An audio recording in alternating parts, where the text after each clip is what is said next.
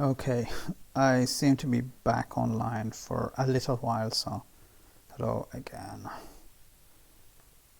Let me know if you can hear me. Can you hear me?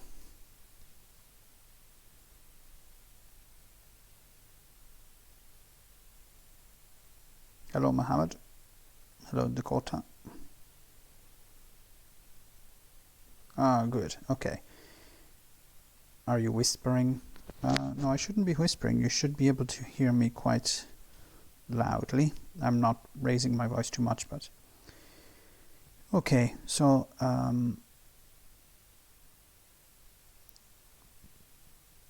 I hope he's back in the chat. So I don't remember his name. He sent me a $5 donation tip. So he asked me about how do I survive the... Hi Joe. How do I survive, or how do I deal with the disaster that's happening in the UK and that's happening with the United States with Donald Trump? I think we have to look at politics in the way that things change. So whatever we're going through at the moment will not be forever.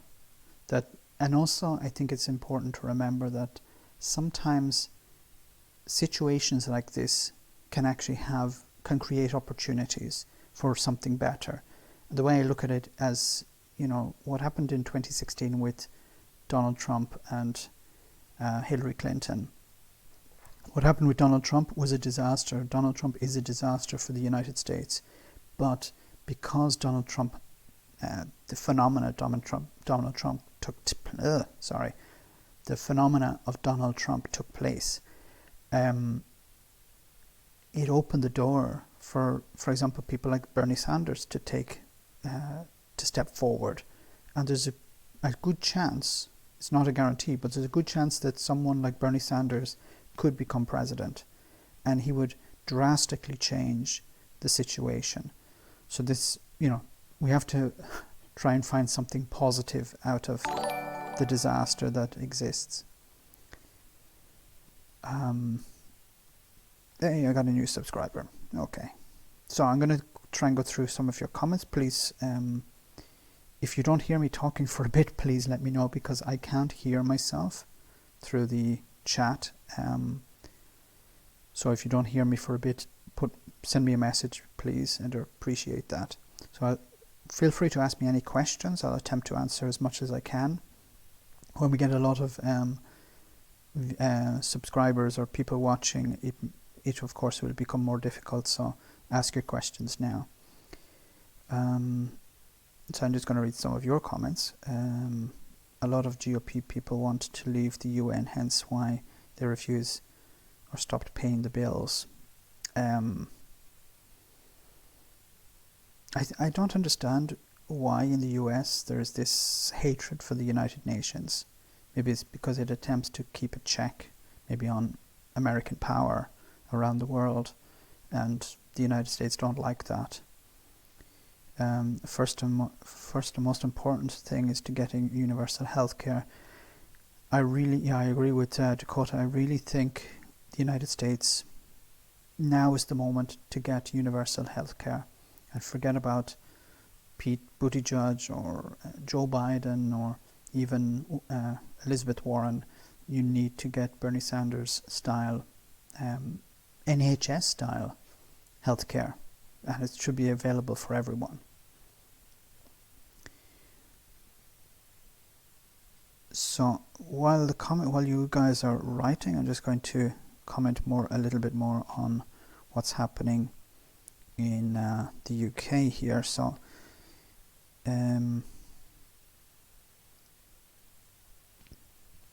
commenting on his interview with Johnson, Labour's Barry Gardiner said to Peston, "Quite honestly, I wanted to see the two men shouting at each other without listening. I'd go down to the local pub." Oh, sorry, if I wanted to see two guys shouting, okay.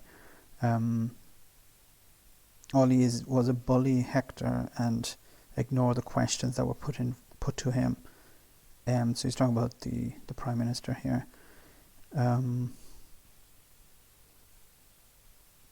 What do you guys think about this whole thing with anti-Semitism coming from the Labour Party and Jeremy Corbyn's role in it? Because I've talked about it before, how I think it really isn't an issue, but it's been used as a stick to beat Jeremy Corbyn. Okay, I'll just go back to the chat for a moment. So we have Anthony Brown, California here, USA is so divided politically. Yeah, I was actually in California many years ago. I was in San Diego, beautiful city.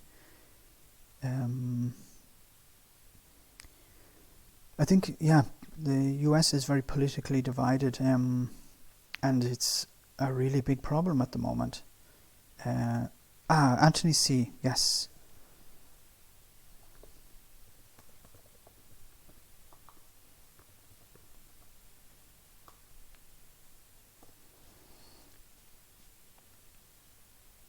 Anthony C, so I just replied, thank you so much for the question and the super chat donation. That was great. So I want to reply to your question. So maybe you missed, I responded at the beginning, maybe you missed it. So just to say that how do we get through the problems like of Donald Trump and Boris Johnson? I think, as I said before, you have to focus on the positive. You know, what good can come out of that? What good can come out of Donald Trump's administration? Not so much the people themselves, not so much Donald Trump himself, but I think it opened the door for someone like Bernie Sanders to come in. It opened the door for more progressives. Whether you agree with them or not is another thing. But I think it allowed, if Hillary Clinton had won in 2016, Bernie Sanders would have gone away pretty much. I think he would have continued to fight in the Senate, but he wouldn't have had the same support as he does now. And he definitely wouldn't have the possibility of becoming president. Can you guys hear me? I just, because of the last chat, I couldn't tell if people could hear me or not. So, and also, Anthony, I want to say about Boris Johnson is somewhat similar. There's a chance that Boris Johnson could be kicked out, and that it could open the door to Jeremy Corbyn or something more progressive, I think. Okay. I hope that answered your question. Thanks for the comment. I think we have to be positive. I think we have to look at what's negative and then take something from it. We have to see, there must be something we can salvage from it. And also it's important to remember that it's not going to last forever. Okay. It's going to last for a period, and hopefully, we can build upon that. I'm afraid something like social media has just made the country, both in the US and the UK, much more polarized. And I hope someone like Bernie Sanders will be able to bring the people together. I think he can. I'm not guaranteeing it, of course, but I think he can bring people together, because if you look at his policies, they're not Republican policies or Democratic policies. They're policies for everyone. It's more the battle is not between Republican and Democrat, but between the mega rich and the rest of us. So I really do hope that someone like Bernie Sanders or someone like him can get into the White House and change things. But we have to be positive. Okay.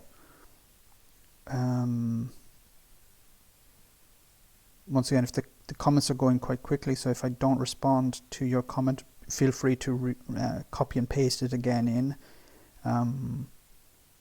The way the Tories are way more anti-Semitic than Labour, also racist bigots. Yeah, well, I think there's anti-Semitism in every party. Like, the Liberal Democrats kicked out people. The Conservatives are talking about kicking out some people, I hope. I think Jeremy Corbyn was right when he said that it's not just something in the Labour Party, but the media is focusing mainly on the Labour Party and Jeremy Corbyn, unfortunately.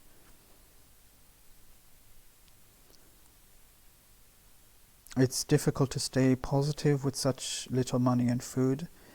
Connecting people online. Where are you from? Are you in the US or are you in the UK? Because if it's a situation in the UK, I think I can understand it's with universal credit taking away so much, destroying people's lives basically. We need to tax the rich and start those paying their taxes in a single payer healthcare. Yeah, I know universal healthcare is the way to go. Because it works. It's not perfect, but it works.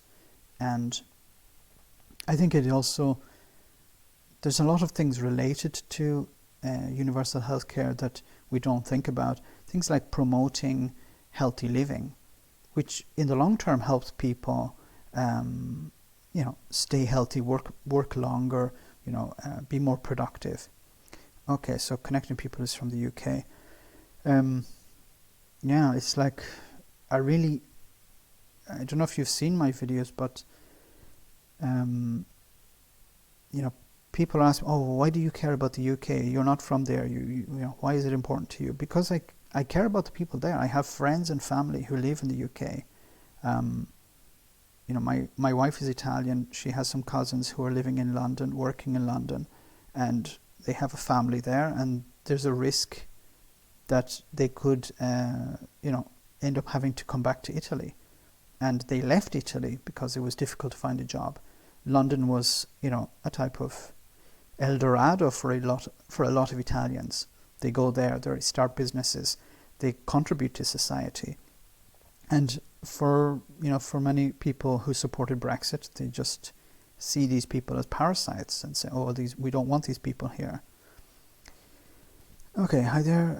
Was Robespierre, Germany, having a sister in the UK? That's why I'm following the Brexit disaster. Yes, let's all hope that the Brexit disaster can be sorted out, and we don't, that the UK doesn't crash out. I think this would be the worst scenario possible, for the UK to crash out without a deal.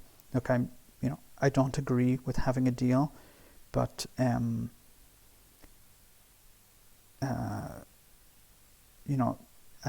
soft Brexit would be better than a hard Brexit. But of course, remaining is the best possible option. The Scottish guy, why should he be against Scottish independence?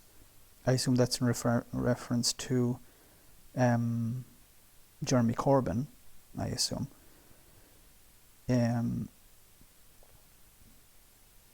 Well, I think no British Prime Minister wants to be seen as the one who destroys the union or breaks up the union.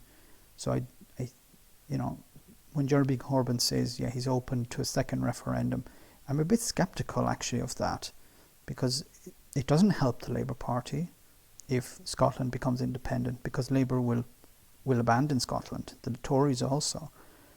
So politically I don't see it as something beneficial to the Labour Party. But I don't think Jeremy Corbyn is the type of person who would, force the Scots to stay in the UK. My old friend, universal basic income. Look, guys, we need to move to another platform. We need to move on. People are losing their jobs to automation, to robots, to AI. If you don't believe me, go into any supermarket, any major supermarket, and you'll see less cashiers, less people checking groceries, and more machines. And this is just going to advance. We're pretty close to the point where you can walk into a grocery store and you're not going to find any staff. The staff come in at night, reload the shelves, and they're gone. Or even robots can pack the shelves. We're getting closer and closer to that. 24-hour supermarkets, for example, where you don't need any staff. Everything is checkout. You sign in with your credit card, or you go in with your Amazon card or whatever, your phone app, and you pay for everything, and then you leave, and there's a scanner, or maybe there's a security guard. There are even in the US robotic security guards. So we're getting to the point where we don't need any more people. But people need to live. People need to have something in their lives. And I think it's a waste of human ingenuity, a waste of the human mind, getting them to do repetitive tasks. It makes more sense for robots to do that. And then we can free people up to do jobs where they use their minds, creating art, for example, or creating new robots even, or creating new industries, also craft industries. I think, things like people who make chairs or make furniture by hand. There's always going to be demand for that. And there'll always be people who say, I want to spend a bit more and get something authentic than just something that's churned out from a factory by a machine. Let me see. We need to move away from consumer use and discard society to be more sustainable one. Yeah, I agree, Joe. It's a difficult thing because it's built in us to want more and more and more, Perhaps there's a link between automation, redundancies, increased profits for owners. There is a big risk here that, so sugar-free, cool name. So there is a risk here that many people will lose their jobs, but the money will be more concentrated on the people who run the show. So the money is going to be more and more concentrated into a smaller group of people. So if you think there's wealth inequality now, there's a huge risk that it's going to get just worse and worse. And you're going to have, not just one Jeff Bezos who's running Amazon, but you could have maybe five or six people like that, where all the money is concentrated there. And that's, a frightening scenario. Could just tax companies based on the unemployment rate. I'm not sure what you mean by that, Dakota. Okay, I'll just leave the comments section for a moment, and I'll go back to the Guardian. So let me see.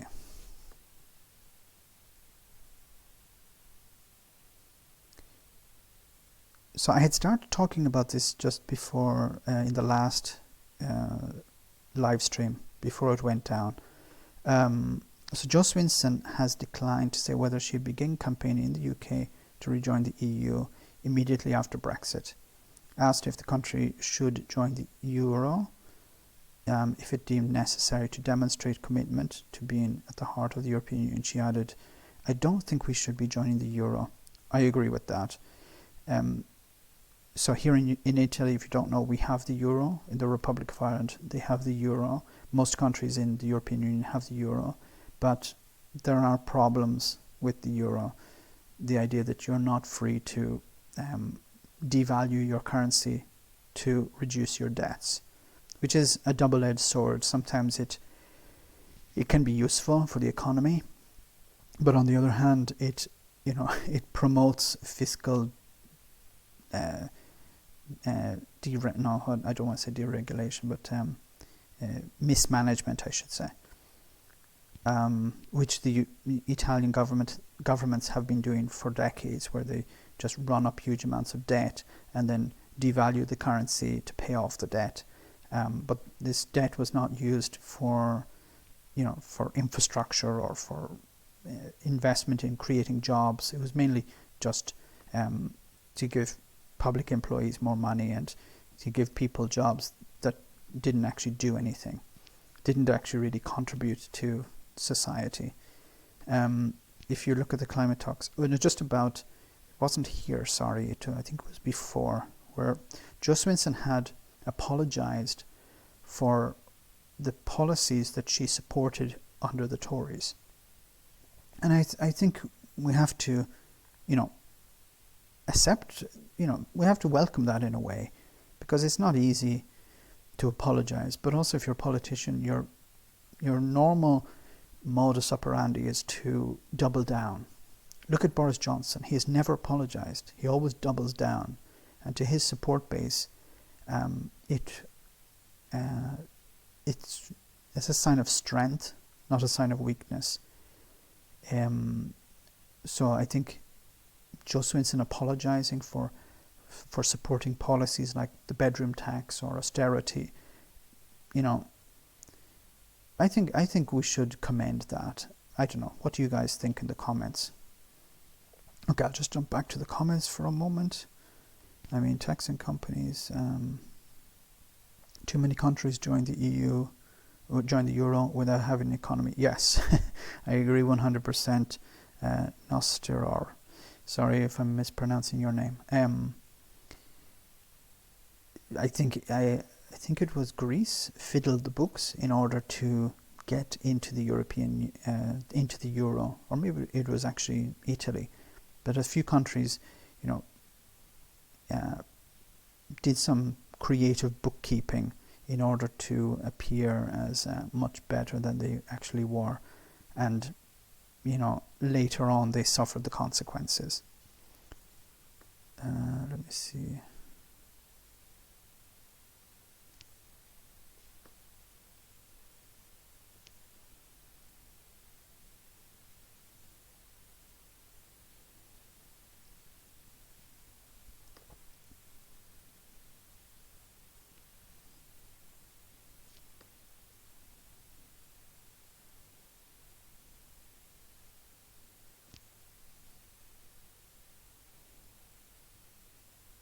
I'll try this video, see if it works.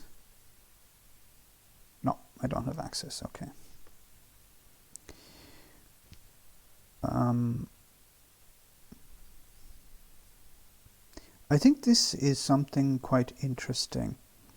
So it says here, Britain heading for cold snap on polling day. A cold snap is expected to hit Britain in time for election day on the 12th of December, the Press Association reports.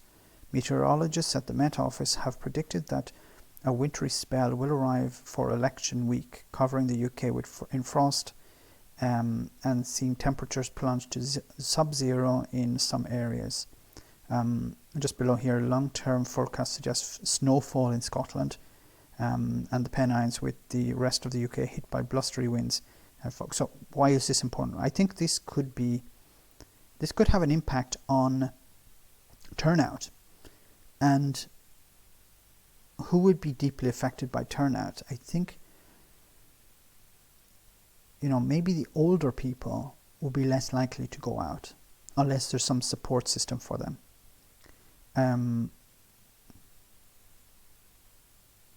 Just checking if you got the super chat. It didn't show on the chat.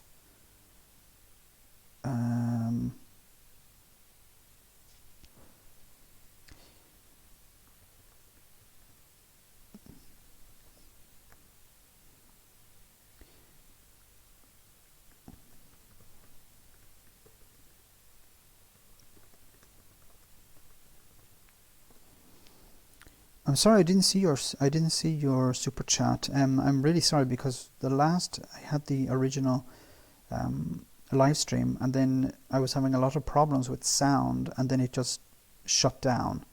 So this is my very first live stream, so obviously it's going to be a lot of problems. But you tell me, you can feel free to ask your question again, and I'll answer it now. So just about the cold snap, I think there's a chance that the Conservatives could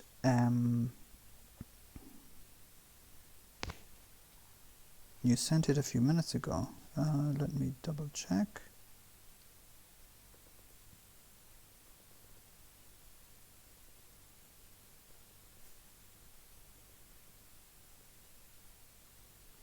No, I'm very sorry, I didn't see it. I'm sorry. I think it's YouTube is messing around because it knocked me off, and then it wouldn't allow me to produce any sound or anything. But older people generally vote for the Conservatives. Yes, but I think it could be a problem if the weather is really cold. They may have trouble getting out, especially if there's snow. And that would require the Conservatives, to bus people to polling stations, or at least organize, supporters to go and take them out. This could affect turnout. So I imagine if turnout is low, it could be a big problem for the Conservatives. Now, it depends on what type of turnout that is. If young people go out into the snow and into the cold and vote, this is very bad news for Boris Johnson, because the young people are more likely to vote for the Liberal Democrats or the Labour Party, while older people, as you've said, would vote for the Conservatives. It depends on the infrastructure that's put in place, I think. A lot of traditional Tories don't want to vote for Johnson. I don't know, Sugar Free. I think there's a chance that because of Brexit, they'll just either stay home because they don't like Boris Johnson, or because of Brexit, they'll just go out and vote for Boris Johnson because he's a Conservative. I won't be able to vote in 2020. I'm only 16. I'm sorry, Dakota. I forgot. Are you in the UK, or are you in the US? But I think if you're in the UK, there's it's a bit late now, but there's talk of the Labour Party reducing the age of voting down to 16 and 17, I think. So it won't affect turnout. Places where the weather is bad are used to it. The south would grind to a halt, but not forecast for there. You guys know the place better than I do, so I can't contradict you.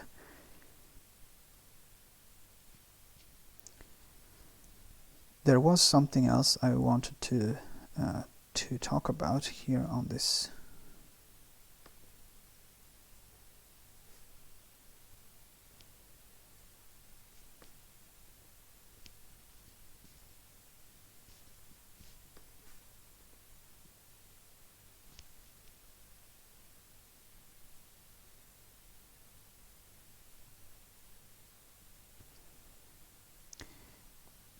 Yes, this guy, so I did a video on this guy some time ago. So his name is Evan Lewis. So he was a member of the Labour Party, and now he's encouraging people to vote for the Tories and to vote for Boris Johnson. So it says here, Lewis has been suspended from Labour over sexual harassment allegations, but he claimed the investigation was being prolonged for political reasons. So he's not saying that he didn't do anything wrong. It's just the investigation into what he did wrong is taking longer for political reasons. Lewis is standing as an independent candidate in Bury South, where he had the majority of almost 6,000 over the Tories in 2017. But now he says people should vote for the Tory opponent because he thinks the priority is for Corbyn to lose. Like, how can you join a party and then be so against it when they kick you out for doing stupid crap?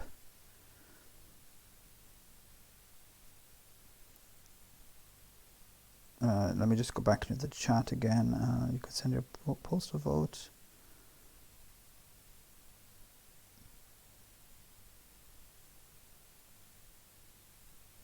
So Darth Remainer, yes, I remember you from the comment section. I'm in a marginal seat where the Labour MP has been challenged by pro-Brexit Tory. I'll be voting whatever it takes. Volcanic eruptions. I'm not sure how many volcanic eruptions there are in the part of the UK you are, and hopefully there aren't any. So,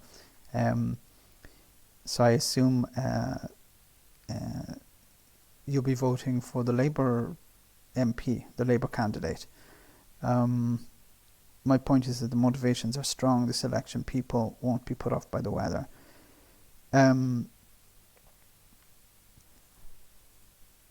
Yeah, I think so. I would assume that people would be put off by the weather, but I think it depends on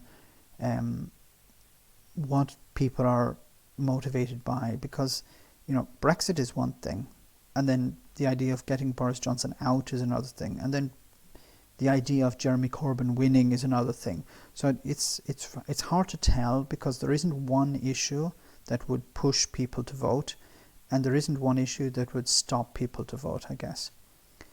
You should make more videos about Italian politics too. Would love to catch up with things going on over there, with Salvini, etc. Italian politics is really difficult for me to follow. It could be a language thing, but it's also... so I was following the 5-star movement, so I really liked those guys, because they... their whole policy, their whole platform was, we're not a political party, we're a movement. So they don't have a party leader, they don't really have a party structure, and most of their policies were not left-wing or right-wing, but they were, and not even centre, they were a bit of the left, a bit of the right, and that's what appealed to me, because I'm not a traditional left-wing, right-wing, conservative, liberal, whatever, because I don't like to be put in a box. I'm not a libertarian either, so that's also been put in a box, because I think a good view of politics is a bit of everything. So that's what I appreciated about the 5-star movement, and the way they focused on things like getting politicians to have the salary of the average people, so that they could understand the problems of ordinary people. In reality, here in Italy, a lot of the politicians are earning something like between 10 and 14,000 euros a month. Okay.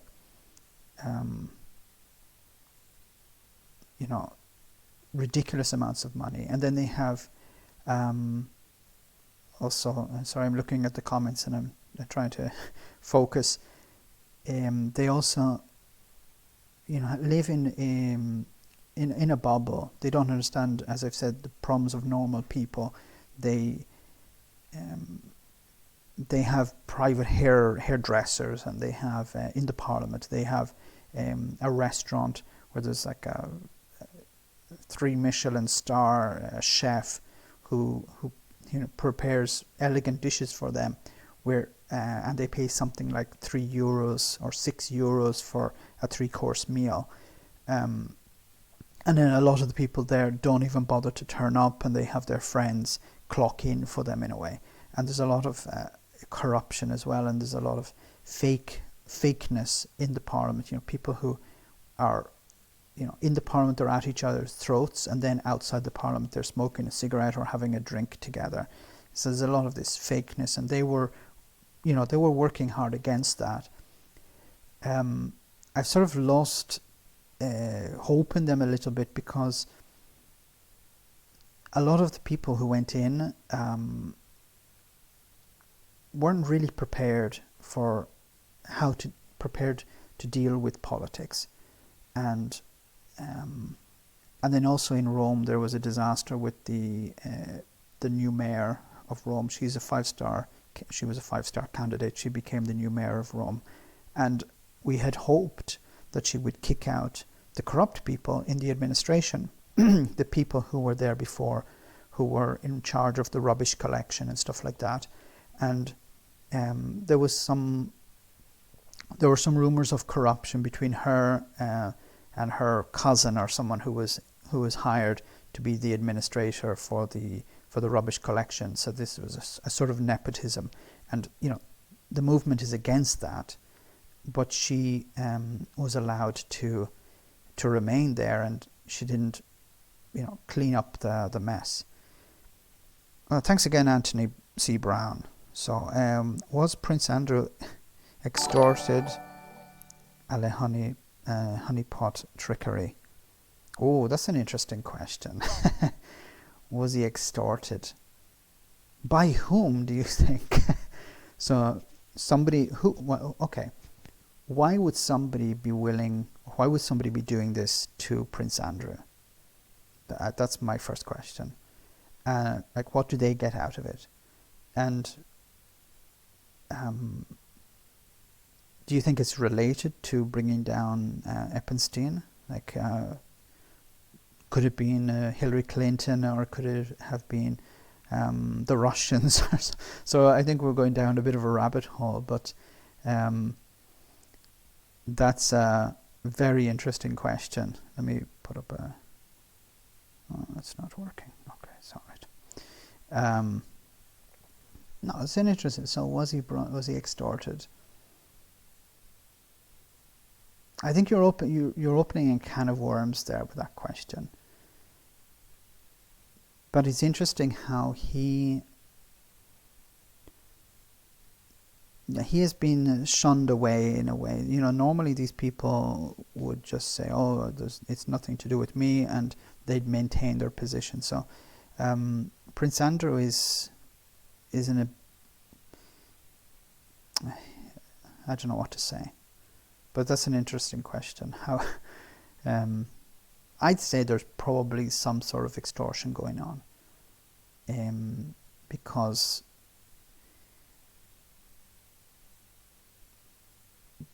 people like this are really stupid, and they're easily tricked into doing stupid things.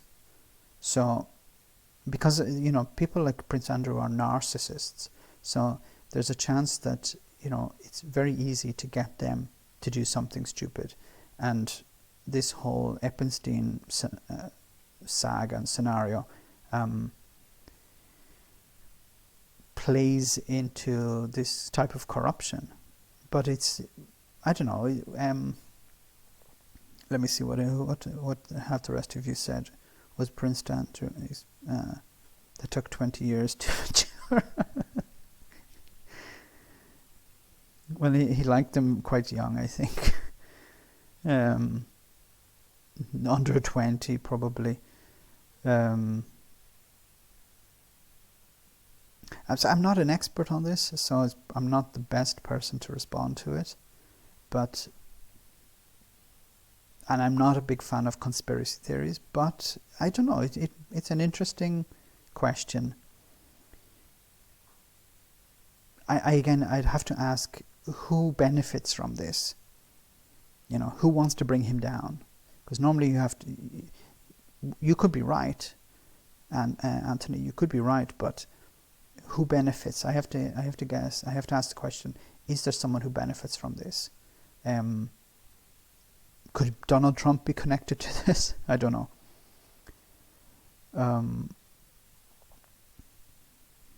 Them? I'm not sure who you mean. Prince Andrew done it to Prince Andrew. Well, the Scottish guy, I agree. It's like Donald. You have these narcissists who don't understand reality. They think they're above everyone else, and I guess especially if you're a prince, you think, well, I can do whatever the hell I want. Sarah Jessica Farter, fantastic name. I remember you from the other comments. What nationalities are your viewers? If you're checking them, yeah, I have been checking them. Actually, just recently, I was curious about it. Most of them are from the UK, so it's mainly UK, US, Ireland, some Australia, some Germany, a few Italians, but the majority, something like 90%, are from the UK. It didn't actually always be like that. It used to be about 50% US, 50% UK. But that's when I was doing videos, doing those Sam Harris videos, and then when I moved to Brexit, most of the viewers became from the UK.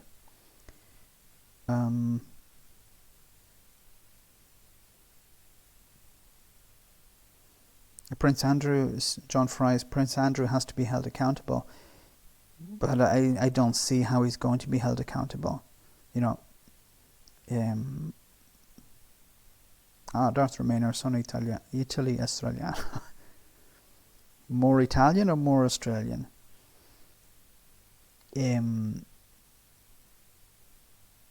Prince Andrew held accountable, but the royals are never held accountable. They're always above the law. Or what's the worst that could happen to Prince Andrew? He'd be put in a hotel, a 5-star hotel with some bars on the window.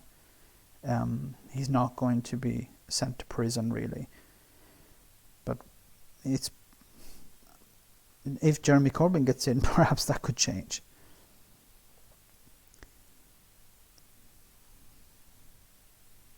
You like the LBC clips? Well, I started out with Italian-born Triestino, from Trieste. Okay, I've been to Trieste once or twice.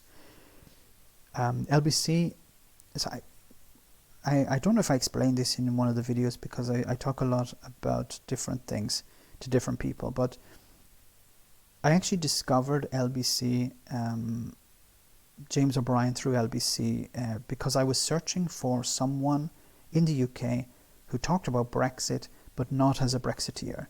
Because it's a bit different now, but a few years ago, when I first searched on, when I really got into Brexit, I was looking for someone who was British, but not talking about Brexit in a positive way.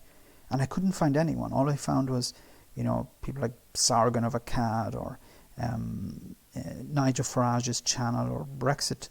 There was some weird guy, I don't remember who he is, a guy with the moustache in front of a Union Jack. All I could find was pro-Brexit stuff, and I couldn't find anyone. And then eventually I found, by accident, James O'Brien. And I started to listen to him, and I was like, oh, okay, here's another guy who's, pro-Brexit or whatever. I'll listen to what he has to say. And then I discovered, wow, this guy is actually anti-Brexit. He's a Remainer. And I started watching more and more of his videos, and then I eventually started commenting on them, and then I started adding my own comments to the ends of the videos, because I agreed with him, and it was quite refreshing, because I don't call them Brexiteers. Jeff Taylor, that's the guy. Thanks, Brother Franco. Jeff Taylor, he's quite intimidating, actually. When you watch his videos, it's like, okay, I'm afraid of this guy. I don't want this guy to come near my home or whatever, and kill my family or whatever. So just back on James O'Brien, I said, wow, thanks to God. Finally, I found someone who is telling the truth about Brexit, telling the truth about the European Union, and not someone like Nigel Farage, who just stands up in Parliament unchecked, unchallenged, and is able to just say what he wants. Nick Abbott. Is Nick Abbott the younger guy? Because I don't see much of... because the main people I watch on LBC are James O'Brien, obviously. Eddie Mair, who's very good also. Eddie Mair is very good because he doesn't allow people off the hook.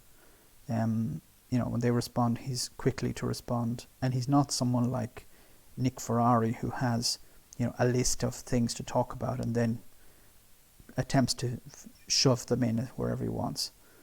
Nick Abbott, I think, I forget. I know the face. If I saw the face, I'd know him. QI Library, so just before it disappears. Has Prince Andrew got crown immunity? Maybe he does have crown immunity. Well, the Queen should have it. But I think he can always, run away, leave the country if necessary. I'm sure the royal family have some villa or something somewhere where he can hide out for a while. Nick Abbott is the guy on Friday, Saturday night with the special effects sounds. Because for me, it's a problem to follow a lot of the LBC stuff when it's live, because I'm normally away, or I'm working on some video or something, or I'm reading stuff. So I don't really follow it live. Also because I prefer the short videos, so I'm able to, respond to those. But and then there's all the ads as well. When you listen to LBC live, there's like every 5 minutes there's an ad, and the ad break goes on for like 5 minutes, and it's talking about car glass and stuff like that. That it doesn't affect me. I'm living 2,000 kilometers away. I'm not able to. I don't care about car glass or whatever. Okay, Nick is on. Nick Ferrari. My old friend Nick Ferrari. Okay. Oh no, Nick Abbott is on. Okay, on Friday and Saturday. He could join Lord Luke. Podbean. Okay. Are you of the opinion that Brexit is a non-violent public coup?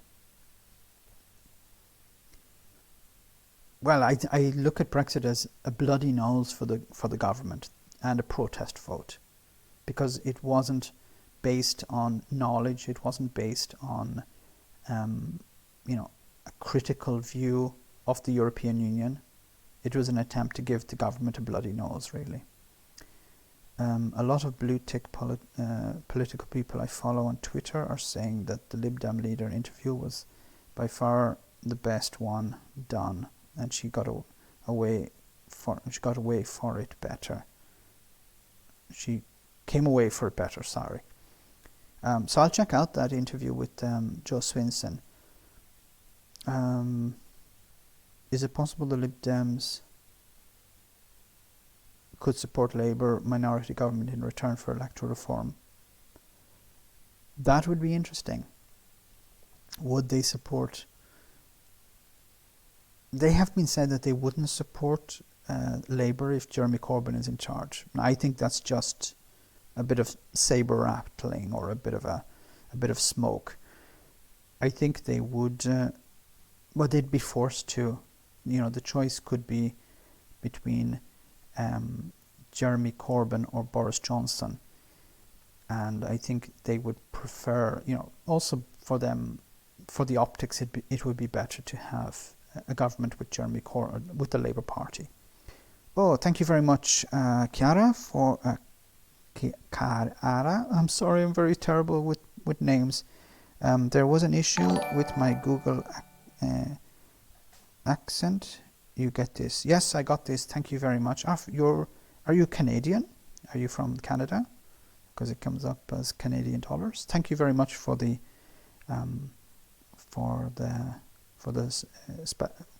super chat. There was a Google account. No, don't worry about that. Thank you once again for the super chat. Super chat worked this time. Do you have a question you want to ask me after sending me the super chat? Because I put it as priority. Ian Dale is a gay Thatcherite. Is Ferrari too? This is the thing I don't understand. Ian Dale is gay, but he supports the Tories. The same Tories that were in government with the DUP. So I don't know his opinion on the DUP. The DUP are completely anti-gay. Nick Ferrari is not gay. Nick Ferrari is a great... Nick Ferrari has had like 3 wives or something.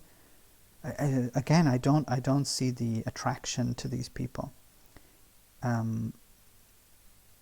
No, just thanking you for all the thank you so much. Nippon, is it correct? Nippon. Where are you from? It says you're from Canada. I assume you're from Canada, but where is your family originally from? If I don't mean to be nosy or intrusive. PS, on a related topic, I'm witnessing a lot of vote swapping going on. There is a dedicated website. Folks, please consider swapping votes. So you mean tactical voting in the sense of swapping votes?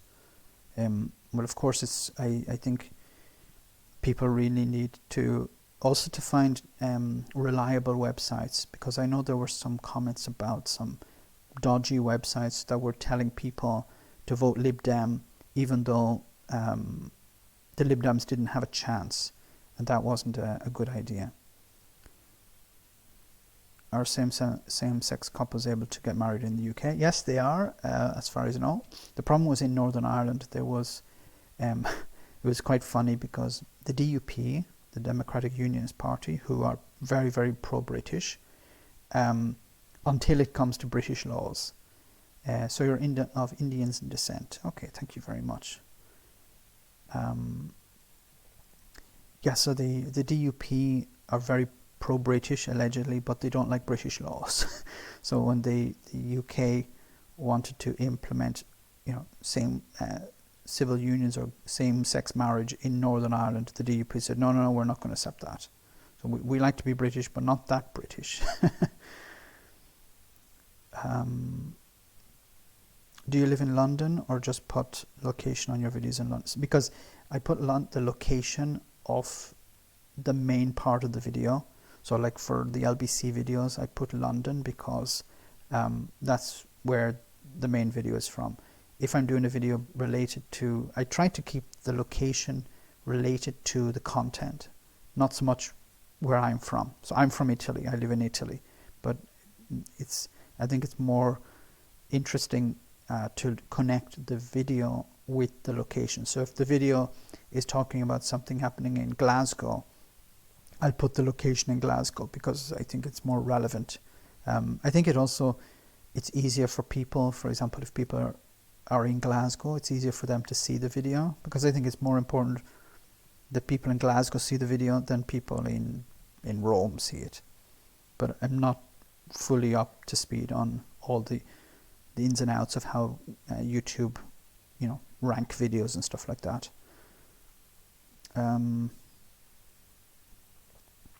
Yes, okay, but there are reputable organizations. Shroud for Europe, okay.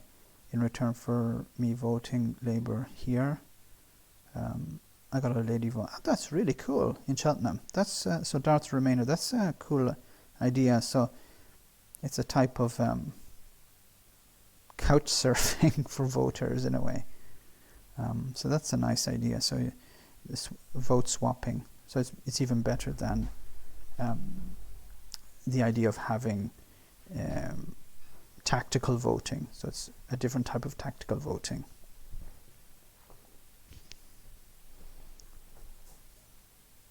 The legal side is mostly covered without the weird religious element. Would be on our next random vote. Would no deal be on there? If I was to have a referendum vote, I'm not sure what you mean. Well, I think the vote probably would be something like, well, it depends. So, if Jeremy Corbyn forms a government, it looks likely that it would be Jeremy Corbyn's deal or Remain. So I think no deal is probably gone, unless Boris Johnson brings it back in some form. I sub to you and a different bias because there was no one holding politicians to account except James O'Brien. Is UK media obsolete? Thanks for subscribing, and thanks for putting me and a different bias in the same sentence, because I really respect him. He's really a really good YouTuber. He goes into a lot of detail. My channel has a bit of fluff from time to time. I try to keep it light, or I try to keep it a bit funny. He's a much more serious guy, and I don't mean that in any criticism. It's good to have someone who is clear and objective and focused on the issues, and he does a lot of preparation, so I commend him for that. it's because the first past the post system, it's a tactical voting on steroids. Basically, as two people to vote tactically in stereo. Yeah, it's a good idea. I think we need more things like this. And I think this is the good thing about social media. You can use social media for something positive regarding voting. You know, we read a lot in the news about how social media is making the political system worse and worse. Just to go back to, is the UK media obsolete? I don't know. A lot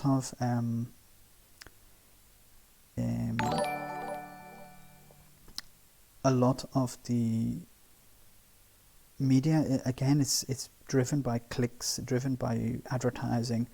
Look, I know my own website, my own channel has advertising on it, but the good thing about YouTube is that I don't know who is advertising on my channel, so I don't look at, okay, this company is advertising, I'm going to promote this company, I'm going to talk good about this company. While at the other side, you have the media is not great in the UK. I think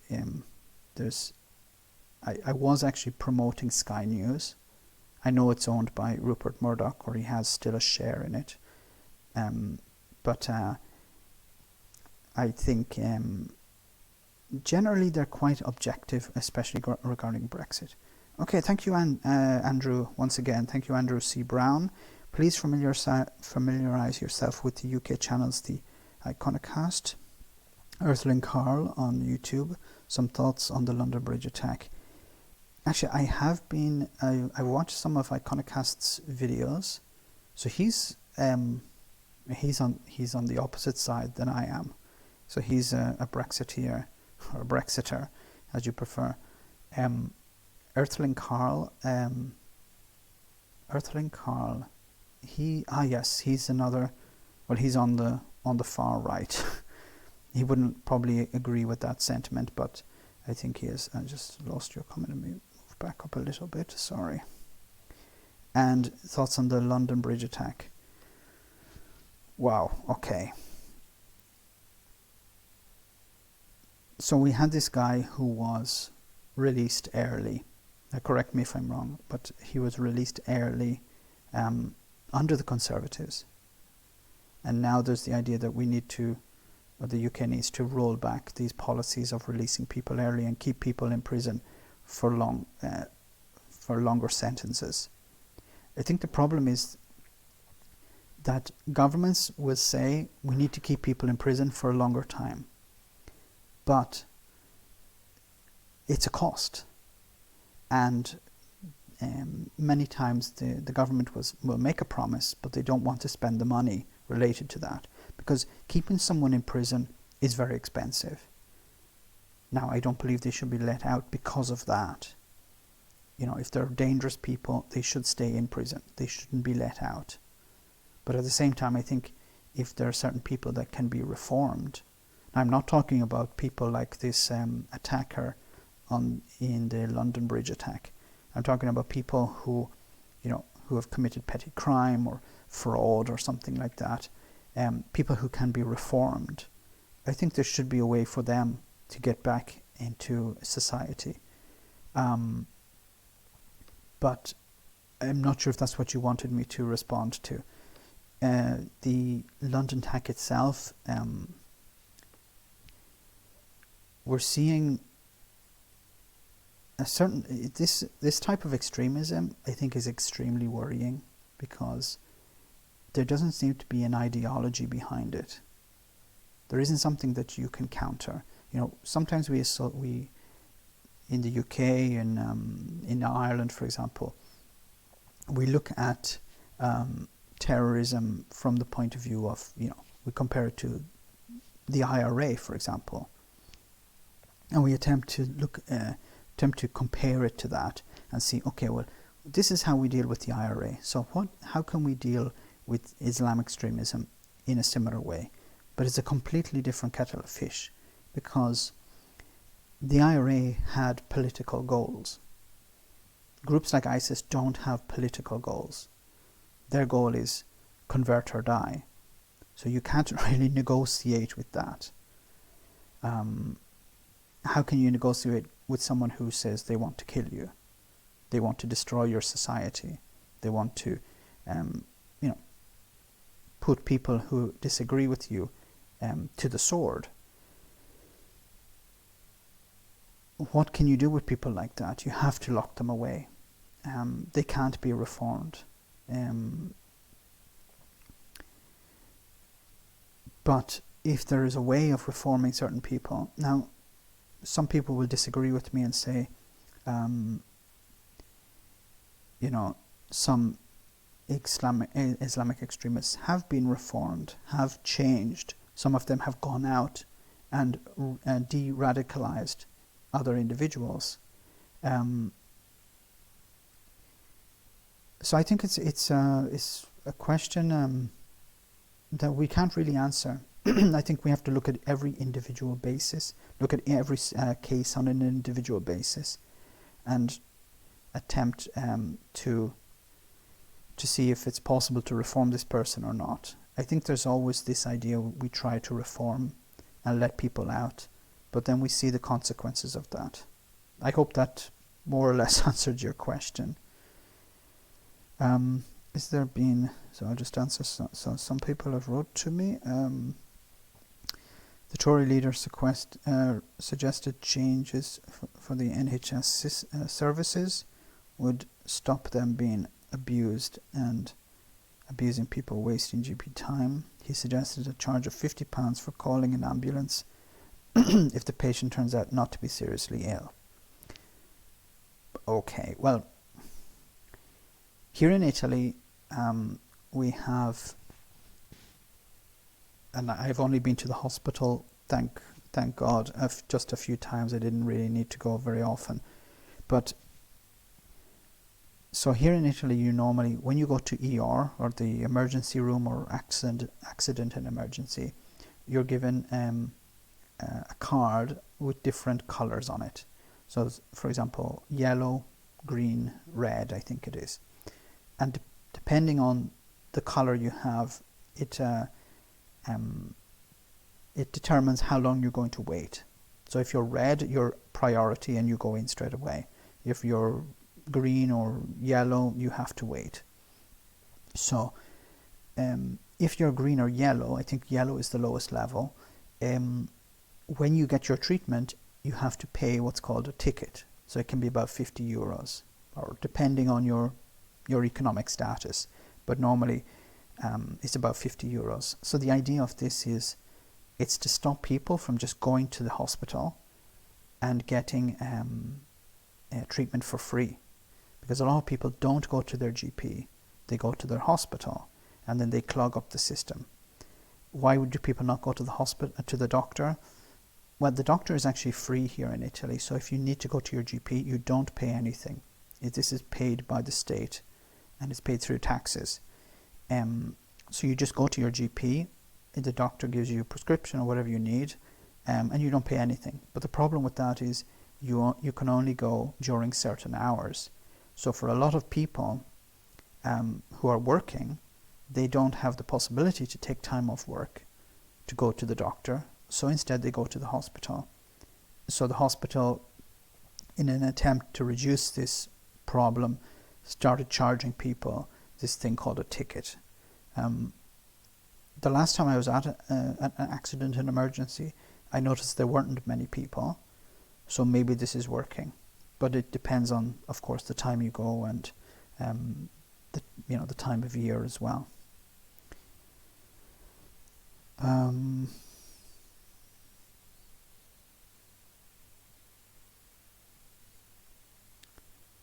I'm glad that sharing information is now available to all without the mainstream media being involved. I'm so tired of the bias. And as regards what Corbyn said about releasing terrorists, he's right. I didn't actually hear what he said about releasing terrorists. I think, as far as I know, he said something like they should be treated depending on the crime that they committed. So if somebody's, shared propaganda It's not the same as killing someone. So let me just see. For my understanding, in Germany and Austria and New Zealand, you pay 10 to 20 in local money to go to the doctor. Excuse me. When you commented over the Channel 4 Tory focus group, you questioned whether these people should be allowed to vote. Would you propose a logic test to vote, impose a technocratic dictatorship? Maybe I spoke at a bit off the cuff there, and I didn't really think about it. When I see people vote in a way that's clearly against their own interests, then I have to question, okay, is it a good idea that these people vote? Because they don't just vote for themselves, they vote for everyone around them. It's a bit like, you could compare it to somebody who's burning rubbish or trash in their garden. You say, well, that's their garden, that's their rubbish, that's, if they inhale the fumes or the smoke, that's their problem. But there's a bit of wind and the smoke is starting to go around, and the rest of us are inhaling the fumes as well, and we don't like it, and we're afraid that it's going to cause us health problems or whatever. I think that's what I'm talking about. We should inform people, when you vote, it has this impact. I understand the problem of having some type of impedient, some sort of block or some sort of request in allowing people to vote, because it's anti-democratic in a sense. We should allow people to vote. There shouldn't be a restriction. When we start introducing restrictions, people say, well, what about people, if people don't pay taxes, they shouldn't be allowed, or people who don't have a house, they shouldn't be allowed. And then you disenfranchise a lot of people who then don't have a voice, and then, don't have a means to interact with the political system, don't have a way of reforming it, and you create a two-tier system. So maybe what I said was probably not the best thing to say. So I'll take it back somewhat, but I still think there should be more education. I think we need to start before. Maybe it's not a good idea to take away people's right to vote, but we should invest more in some sort of education for people when they're, before they're old enough to vote, to understand the value of a vote, to understand how it impacts on the lives of them and their friends and their family and people around them and their country and future generations. Because I think a lot of people go out and vote for completely the wrong reasons. So I just jumped in here, Treehouse Sessions. Why are people so against Jeremy Corbyn? He's the only one who cares about us, not money or power. And why... thank you, Anthony. Escaping USA soon, Portugal or Rotterdam? Rotterdam. You're near Amsterdam. There's lots of nice things in Amsterdam. But then Portugal has better weather and better food. So it depends on what your priorities are. Is it having a good time in the evenings, or is it having the sun and good food? So as I'm living in Italy, I would have to probably go with Portugal to live in, but Amsterdam or Rotterdam to visit from time to time. So you were saying about Jeremy Corbyn. Why are people against Jeremy Corbyn? I've said it in the videos. I don't know if you've seen my videos, but I recommend you watch some of my videos. I've said that Jeremy Corbyn is a nice guy. He's a wonderful person, I think. He has good policies in his party, but his position on Brexit, in a sense, can destroy all his hopes for having a change in Britain, because he has been on the fence for a long time, and now he has taken a position where he's going to, leave things alone. I'm not going to get involved in the referendum, but I think there's the damage has been done, and now there's this attempt to claw back Leave voters who supported Labour, which is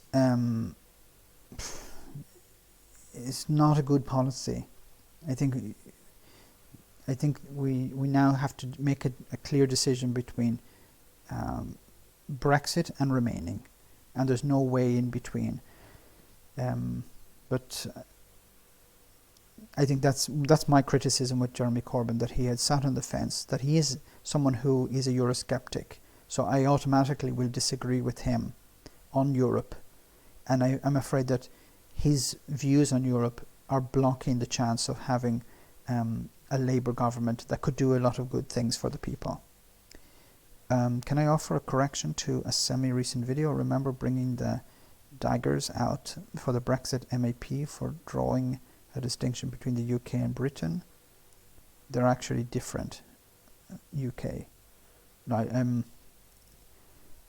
This was, I think, about the comment regarding he didn't want Juncker, I think it was, Michel Barnier calling the negotiators British. They wanted him to say that they're UK negotiators or something. I don't remember it very well, but there was some use of language there. Doesn't include Northern Ireland. No, but Britain, Britain and Northern Ireland is the UK.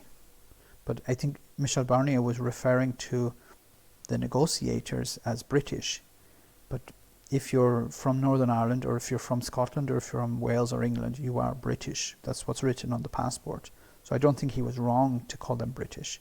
But the Brexit Party MEPs had a problem with that. Not against JC, but the Labour Party does have baggage.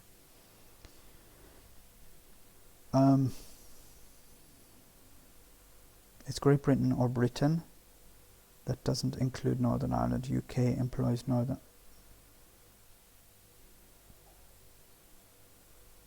Okay, but I still don't understand the problem. He was referring to them as British. So what is written on the passport of people from Northern Ireland? It doesn't say Irish. It doesn't say Northern Irish. It doesn't say UK. I think it says British. So I think that's the point that Michel Barnier was putting out. He doesn't need to pick a side. Corbyn is not a dictator. Well, no, I think he does need to pick a side, but it's not been. But it's remain or leave. The Holly Molly, cool name. Thanks kindly for answering my question. No problem. There's a lot of messages coming in here, so I try to answer as much as I can. So thanks very much for the donation. It's greatly appreciated. I love this live stream because it's more interesting than just doing a video. Because it's better interaction, and we have 58 viewers, 56, 58 viewers, so it's a good number, I think, because it's not too many. Otherwise the chat just gets overloaded. I watch some videos where there's a live stream and there's like 3,000 people on it. I think that's too much. You can't interact with 3,000 people.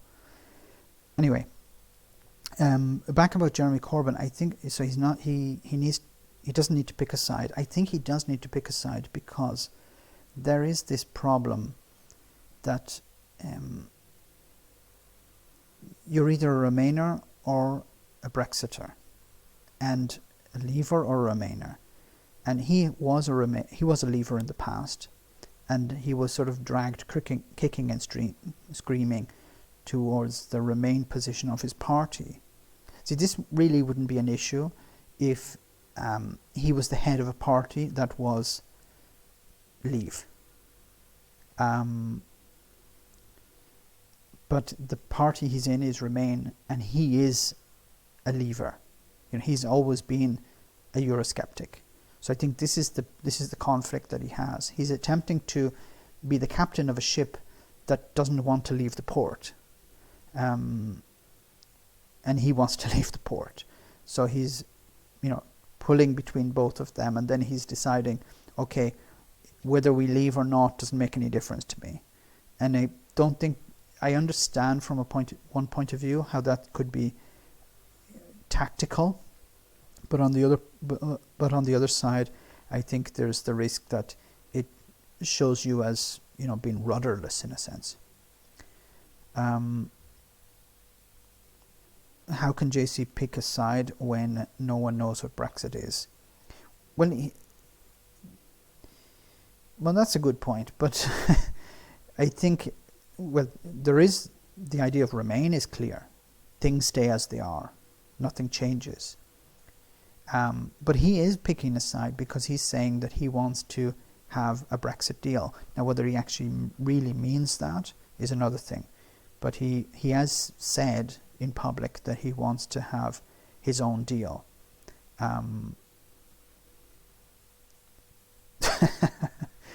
Do a live stream on late Friday night when most are drunk, then get down to the bare basics.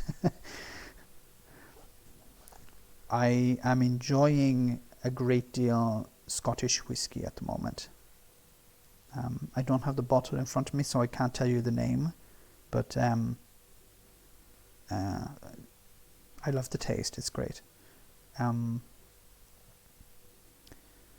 me see. Is the United Kingdom of Great Britain and Northern Ireland, UK is all-encompassing? Okay, I think we're getting a bit sidetracked. Okay, if I made the mistake of calling, but maybe in the video I said the UK is Britain and Northern Ireland. So Britain is England and Scotland. Then Great Britain is England and Scotland and Wales. No, sorry. Britain is let's start again. Britain is England and Scotland. England and Wales, sorry. Great Britain is England, Wales and Scotland. And then the UK is Great Britain and Northern Ireland. Tell me if that's correct. But it doesn't negate the point that Michel Barnier was making. He was calling these people British. They were British.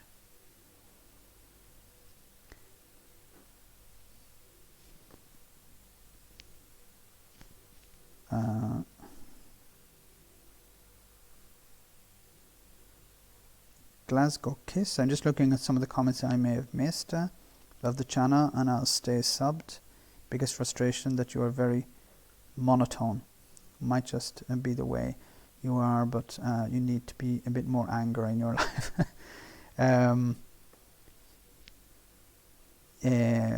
Wait till you see my latest video.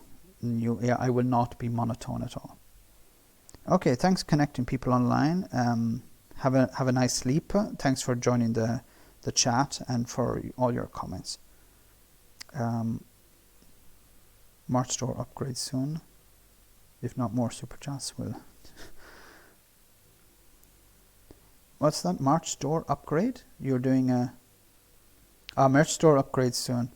I took it offline because it wasn't getting anything. I think I used so I'm going to be honest with you guys because you're here and you've also supported me, so I have to be honest with you.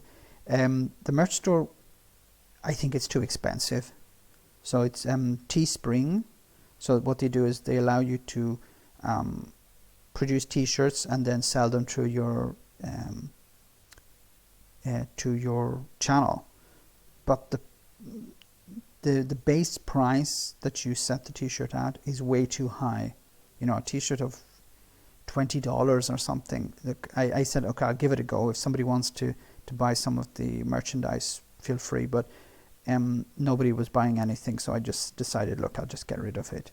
It's just, and some people in the comments were sort of criticizing me for it, so I said, look, I'll just get rid of it, because I think it's too expensive. So but if you want to support the channel without actually sending money, you can also do it just by clicking on the Amazon link in the description, because I have an Amazon affiliate account. So, you know, if you buy something on Amazon through that, you don't pay anything extra, don't worry, but a certain percentage of the purchase comes to me, and that's greatly appreciated. Thank you for your great videos. Keep going. Pressed. Okay, thanks a lot, Dart Remainer. I don't know if you saw the Han Solo blaster in my last video on the shelf. Would love to know. I know you love Italy, but where are you originally from? Eastern Europe? No, I'm actually from Ireland, but from the center of Ireland. But I have been living in Italy so long, I think I've lost my accent. So some people have been saying I sound German. Some people, one guy from America some time ago told me that I sound colonial. I don't know what he meant by that. Okay, thanks a lot, Anthony C. I'll check that out, the LTDR news. Okay. Your videos are fab too. Thanks. Keep it up. Thanks a lot. You know, I talk about this because I love it. I talk about Brexit because I love the rough and tumble. I've always had this passion for British politics. Even when I was a kid, I was interested in, you know, Neil Kinnock and John Major and people like this. I always found British politics more interesting than even Irish politics. I think it's probably because of the first past the post system. It's, you know, it's terrible democratically, but it's you have parties who are completely different. When I was in Ireland, I felt that most of the parties were quite similar. You know, we have in Ireland the Fine Gael party and Fianna Fáil party, and their policies aren't really all that different. Now maybe they have changed since I left the country about over 15 years ago. But I found them not so interesting. I always found British politics really interesting, and of course Brexit turns that up to 11. Thanks for your videos of fab. Thanks very much, Sam Edwards. Thanks again, Kara Nippon. Sorry, and thanks for your super chat comment. You should verify a BAT wallet. I'll have a look into that. Maybe Max, you told me about this before. Someone told me about it before.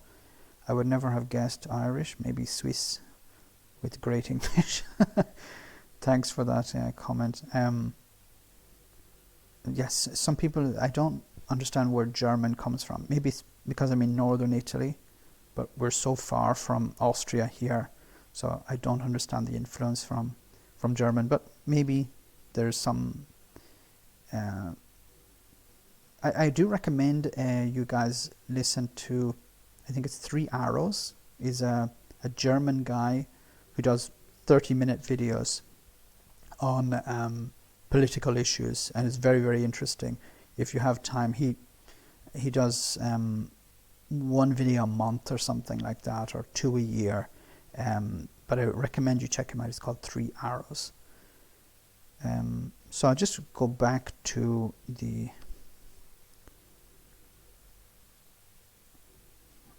Guardian for a moment.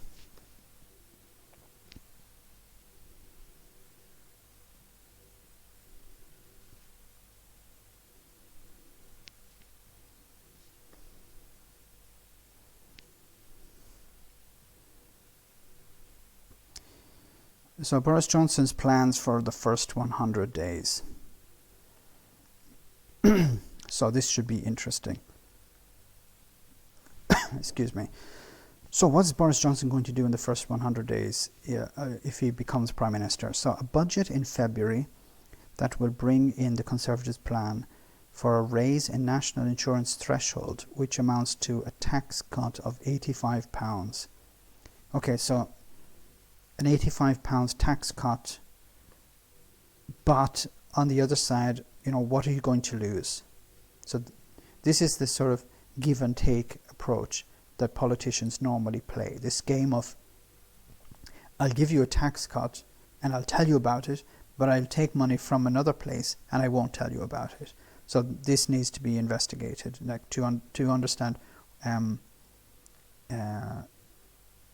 the real impact of this. So I'll just go back to the comments for a second. Hey Max, have you seen Sean's new video? No, I haven't seen Sean. Sean is the skeleton guy, the guy with the skull as his avatar. I haven't watched one of his videos in a while, so I will check that out. What is it about, if you don't mind saying? Okay.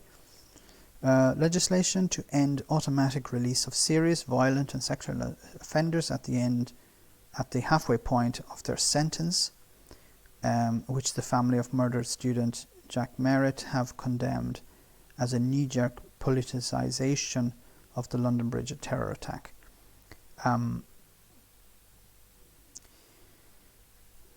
Sam Edwards, will you be doing another live chat soon? Or will you be doing another live chat? If so, when? I don't know, because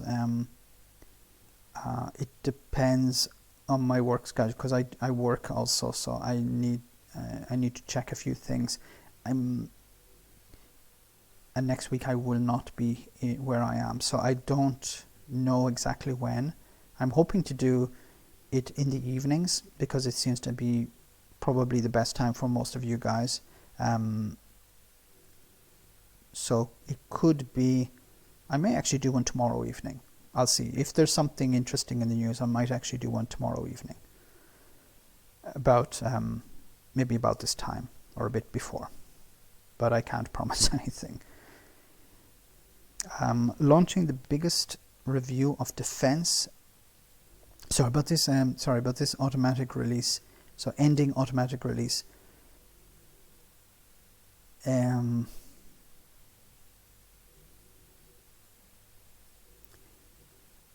Anthony C, should we check your community? Yes, that would be a good idea actually. What I'll do is, if I'm doing a live stream, I'll put it in the community section. So I'll put a post up there for when I'm doing the live stream. I'll put in the time and more or less when I'll be doing it, so you can keep an eye on that. And then and if there's certain things you'd like me to talk about, you can put them in there also, so I can have a bit more to talk about. What kind of work do you do, if you don't mind sharing? So I teach business English courses. So I go into companies and I teach them how to do meetings and things like this in English. But this is more interesting. Just for future reference, you should, you are not in stereo. I listen to headphones, so okay. So I'm going to, I must be using a mono mic. So I'm going to get a new, a better microphone. So it's because I was using the one on the computer, but it wasn't very good. So this one had better sound. But if it's only in mono, then that's not so interesting to hear. What industry is it related to? Do you want to do it? Don't want to make it too personal? No, it's not a problem all industries. I'm doing business courses for an insurance company at the moment, and then I'm also doing one for an engineering company. But it's nice. It's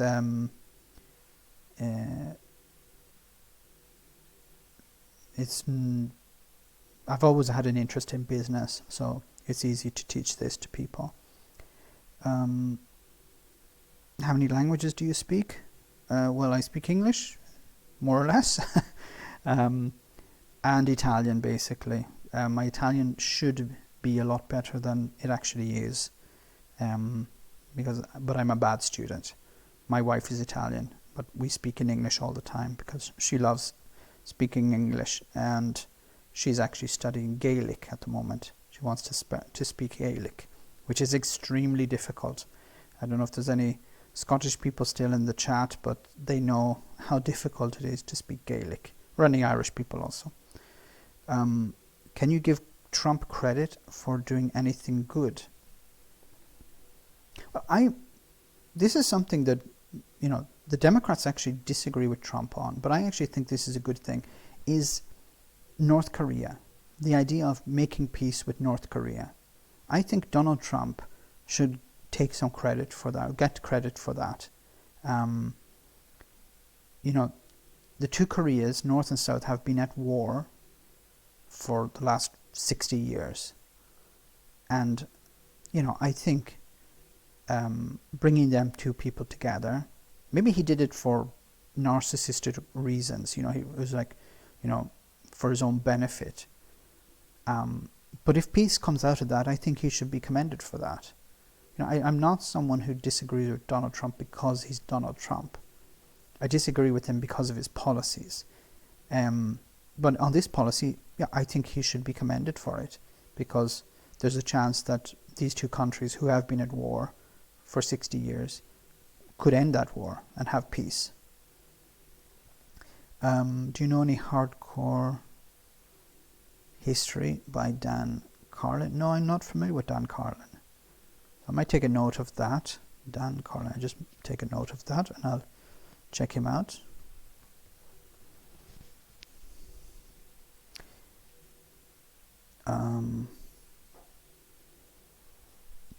Can I recommend a different bias? He's on YouTube. Check him out. Yeah, he's very good. Well, no, I'm already subscribed. I watch his videos every day. He's I don't know if you heard, but I said before that he's really focused, and he gives a lot of details and a lot of interesting comments. And his the quality of his videos are very high level. He has 30 something thousand subscribers, and he deserves every one of them. He's clear that he is a supporter of of the Labour Party, and that's, I think, is important, that he's not just someone who pretends to be unbiased, but he actually says, look, this is my position. And I think that's honest, but he's not blinded by that. I agree on the North Korea issue, but he's letting Un go ahead with everything. I think Kim Jong-un wants to have a deterrent, and he doesn't want to go the same way as Libya went. And I don't think Donald Trump will be able to stop him from developing a weapon. But I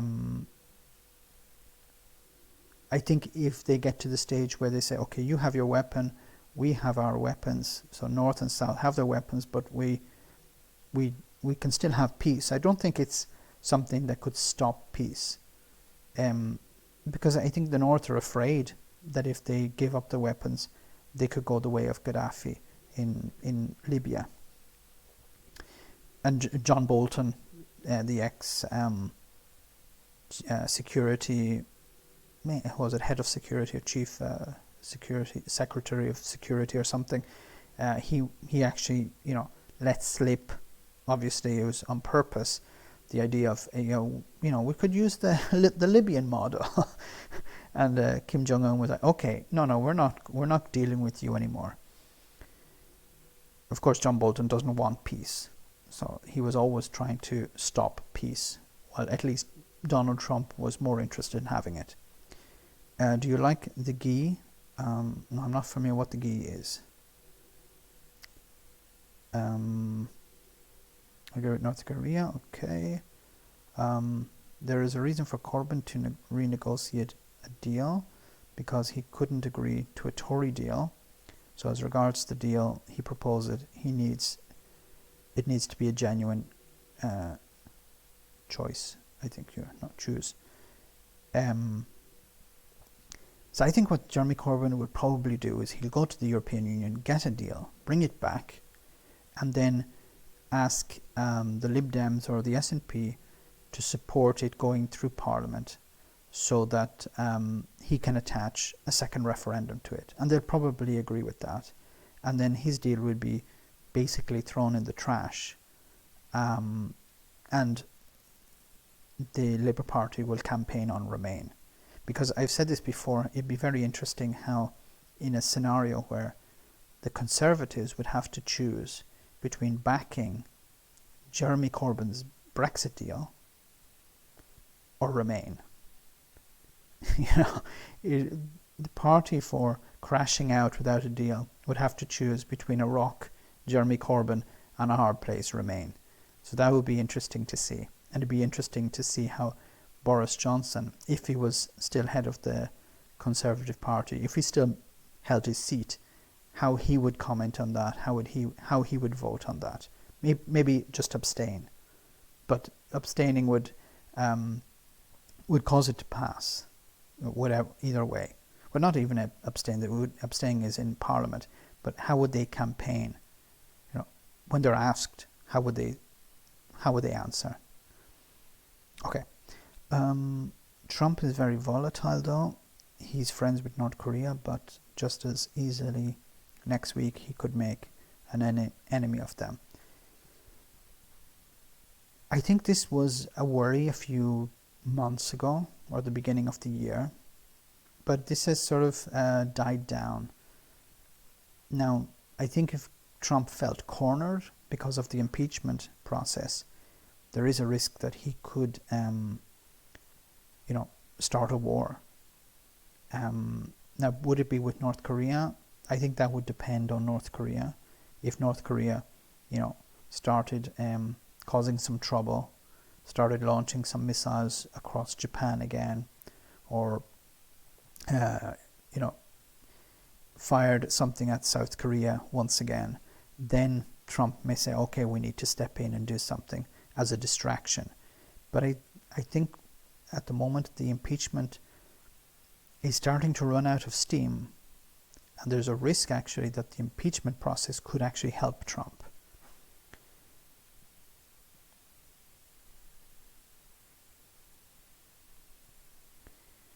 The key is very Irish slang. Look it up.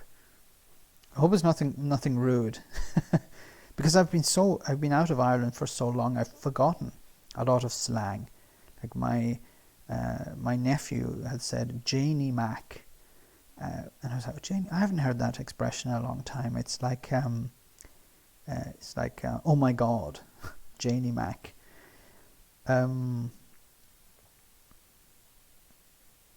3 Arrows is a great child, yes. Do you think Corbyn should have stepped aside for someone younger and fresher?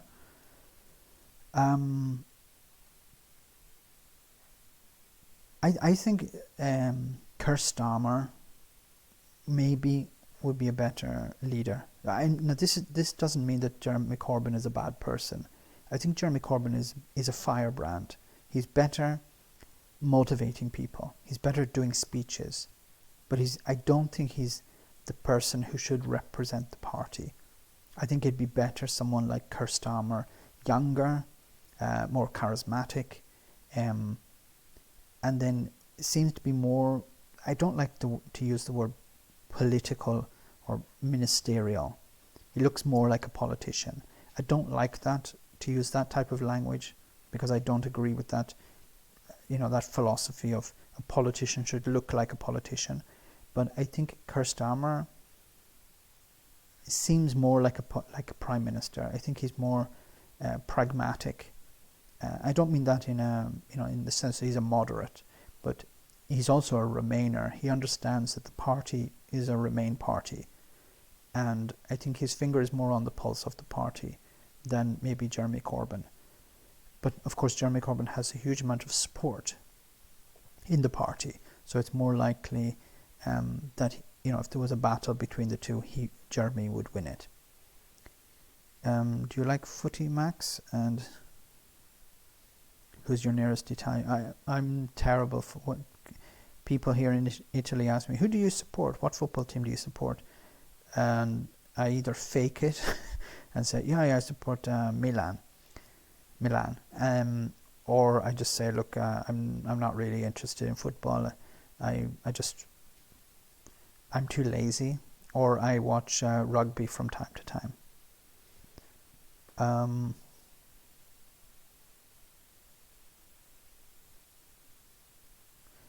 This is so. Anthony said Trump should get a single clap for his recent Hong Kong sentiment, if he means it. Yeah, I agree 100%. This is the thing. I disagree with, a lot of the things Trump says and does, but if he does something right, I think he should be commended for it, like anyone else. Your better half should check out Scottish Gaelic on Duolingo. Great way to learn and practice the language. I think she just recently downloaded Welsh and Scottish Gaelic because she loves Outlander. If you know that show, you probably do. Are you surprised the Canadians voted Trudeau after his blackface incidents? I think, Diano, I think a lot of these things are more online or media driven as a problem. So the blackface thing was, online it blew up and it was devastating for him online. In the media the same. But I think the Canadians took a step back and said, okay, we don't agree what he's doing regarding this blackface issue, but we'd prefer to have him to the alternative. So I think, they looked past that. Now we can decide if that's a good idea or not. But I think the voters said, look, for us it's not, it's not so serious. It was a stupid thing to do, but we're not going to judge him on that. We're going to judge him on his policies.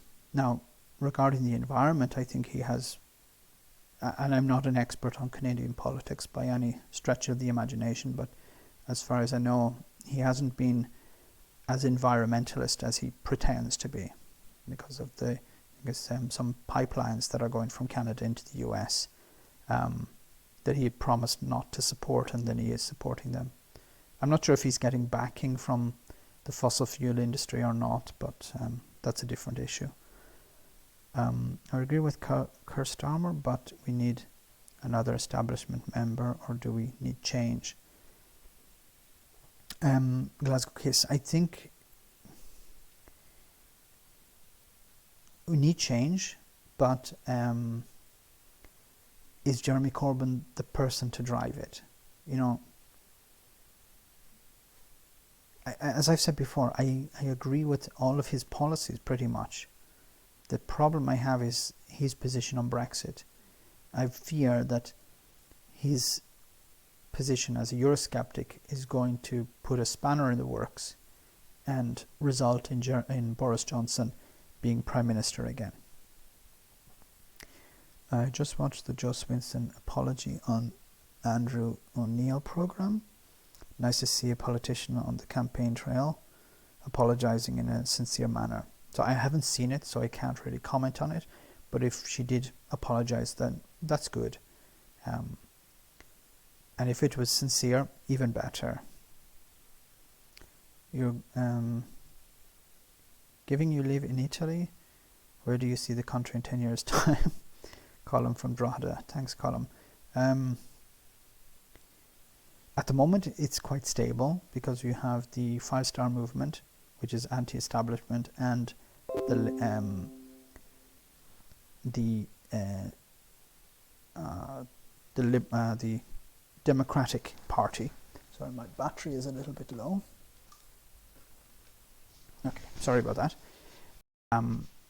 The Democratic Party and the five-star movement. Excuse me, my battery's still not working very well. Just a moment.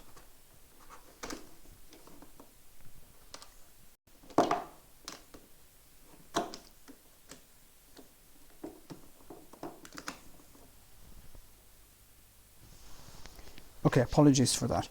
So the five-star movement and the Democratic Party the left-wing party and the anti-establishment movement.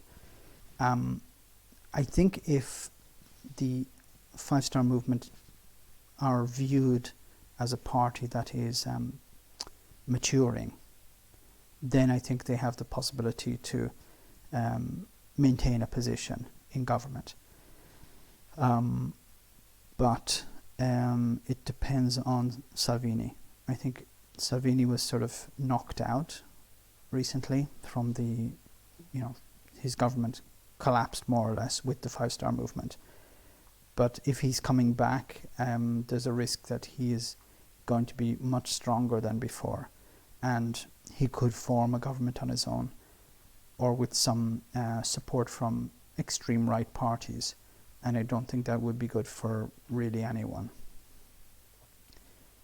Do you know Alexander Dugan? No, I don't know Alexander.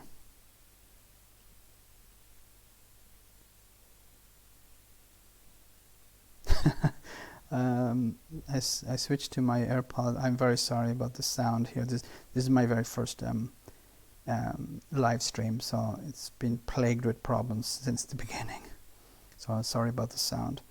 Sam Edwards says, I normally vote according to policies. Personality is second. Too many people want to vote for Boris Johnson because he's a lovable buffoon, yes. Has charisma and is full of slogans. See, for political junkies like me, and probably like you guys, we care about policies. We look at the policies. We look past the politicians, and sometimes we make the mistake of thinking that other people care about that as well. And instead, what happens is we imagine, okay, people will vote this way because this politician has done this or this politician has done that. But in reality, the general public don't think about policies. They think about people that they would like to meet, or people they would like to have a beer with, or people they'd like to have a cup of tea with. Boris Johnson has played this very well. He's played the buffoon. He's used this as you've said, using it like a type of charisma and slogans. And this has worked on people. Because when you focus on policies, you say, well, how can this guy be voted into power? But if you ask people on the street, they say, oh, I like Boris because, well, he's a bit of a buffoon or whatever. They don't understand his policies. They wouldn't be able to name his policies. And if you push them on it, they probably wouldn't really care. They say, well, I'll vote for him anyway. So I think this is something that many people who are deep into politics don't understand or forget. Grassroots support will win the day, from John Fry. Well, I hope grassroots supports win. It depends on if you can get people out and get them into voting booths to vote, because many people will say they'll vote, and then when the day comes, they'll stay at home. They'll say, oh, well, somebody else will vote. Who is the young lady in the welcome? Okay, so when I first started the channel, I wanted to make it a bit more professional. So I hired this lady. She was on Fiverr. Maybe you're familiar with Fiverr. So I wanted to make a sort of introduction or something for the channel, and I think I spent something like $10 or something to get someone to comment on. I think it was on Fiverr, and then I just said, okay, this is a bit pointless. It's not really related to the channel, so I just got rid of it. I didn't actually know it was still there because I have something like 200 videos up, so I need to go back and check which ones are still relevant. But thanks, Anthony, for pointing that out. I may have a look again at Fiverr to maybe make something, some intro for the channel, a bit more interesting, a bit more relevant than that. Not even that. I think most people in the general don't even know what the government do. Yeah, I agree, William. You know, in the video I uploaded about the people who were asked about who do they think is more reliable, who cares more about the NHS, and they said, yeah, probably Labour, but at the end they will vote for Boris Johnson. So it wasn't, the policy was not so important. It was more, we trust Boris Johnson. I think they had set up, they had made up their minds before going into the interview. Right-wing propaganda has slogans, left-wing has substance. Well, I have to agree in this. Like, Barack Obama had, hope and change. So this was a slogan. But then you could say that Barack Obama was conservative with a small c. But slogans work on people, and if we look at Brexit, the slogans worked really well. The Remain parties had a lot of trouble trying to get their message across, because they were trying to explain something, while Nigel Farage and Boris Johnson just gave them a simple slogan, and it worked. So you could be right, yeah, John. I belong to 2 JC support groups, both of 100,000 strong. There are several. There are people that really care and show impressive knowledge of policy. No, I'm not saying that people who don't, but these are people. These are politically savvy people, Chris. These are people who care about policy. But I think most people on the street don't understand policy, and would be probably, if you push them, they'd say, well, I'll vote for whoever I like. And that could mean anything. It could be the way they talk, the way they dress, the way, the types of slogans they use. Unfortunately, I think a lot of people think in that way. But thanks for the comment, and love the live format. Great. If I get a better connection, I'll put up a video. But at the moment, I'm just trying to keep it low bandwidth. Fiverr worked for PewDiePie. Yes, I remember that. It wasn't he hired some people to make some anti-Semitic jokes or something. I don't remember the full details, but it was pretty bad. Do you think you'll ever be able to go on TV show to talk about politics? And would you do it if you had it? I'd love to go on TV. I hired a young lady for Netflix. I think I'd be too nervous, so I'd probably sound like a buffoon or something. But I think if you go on TV with a clear idea of what you're going to talk about, and if you believe in something, then you're not going to get tripped up, really. You have to remember that when I'm commenting on videos, I have watched the video first, so I'm not always, sometimes, but most of the time, I have prepared in my mind what I want to say. So if you're on TV, it's a bit more difficult. But yeah, I'd like to go on TV. I think I could do as well as some of the people who are on TV. And I'm not blowing my own trumpet, because I think there are some terrible people who are on TV, and I don't know how, they are on. And I think you could take someone off the street and put them in front of a camera, and they do a lot better job than some of the people we see. The problem is with the uneducated and uninformed. I think it goes back to something I said before, where we don't have an education system that provides information and talks about the importance of how people vote and what people vote for, and the importance of the impact of your vote, not just on you, but also on your family, on your community, and also on future generations. Tories will crank it up next week. They will be holding back, remembering the late. I think the Labour surge.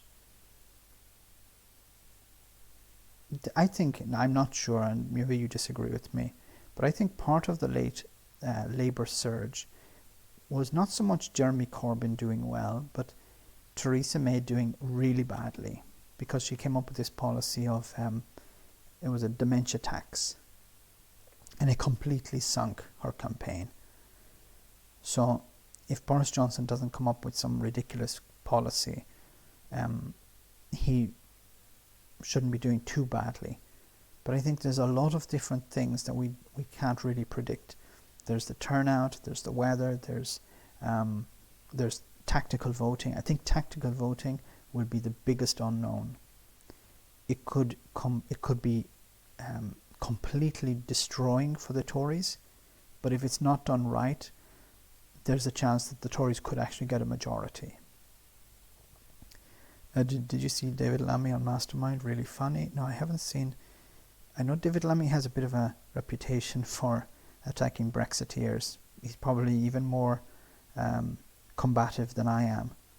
The media hates people like you.